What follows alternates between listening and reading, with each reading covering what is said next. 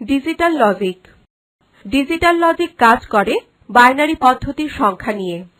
সকল কাজকর্ম 0 ও 1 এই দুইটি অঙ্কের মাধ্যমে বাইনারি পদ্ধতিতে দশমিক ভিত্তিক গাণিতিক কার্যক্রমের সকল গাণিতিক অপারেশন করার জন্য এটি ব্যবহৃত হয়।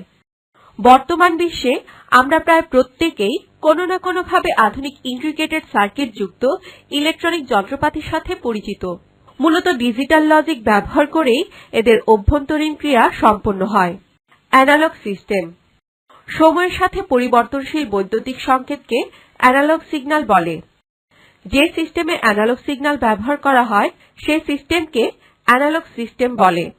ইলেকট্রনিক যন্ত্রপাতি তাদের অভ্যন্তরীণ কার্য সম্পাদন করার জন্য অ্যানালগ সিগন্যাল ব্যবহার করে। অ্যানালগ সিগন্যালের মান সময়ের সাথে প্রতিনিয়ত পরিবর্তন হয়। উদাহরণ: বৈদ্যুতিক সার্কিটে বিদ্যুৎ প্রবাহ, রেডিও ওয়েভ ও কমিউনিকেশনে অনাকাঙ্ক্ষিত নয়েজ। Digital system. সব ধরনের সিগন্যালই বৈদ্যুতিক প্রবাহ মাত্র। যে সিগন্যাল কেবল দুইটি নির্ধারিত মান গ্রহণ করতে পারে তাকে ডিজিটাল সিগন্যাল বলে। ডিজিটাল সিগন্যাল যে দুটি মান প্রকাশ করে তা হল 0 এবং 1। এটি বিদ্যুতের মানের গাণিতিক রূপ যা ভোল্টেজের দুটো অবস্থা প্রকাশ করে। ডিজিটাল সিগন্যাল দ্বারা যে সিস্টেম পরিচালিত হয় তাকে ডিজিটাল সিস্টেম বলে।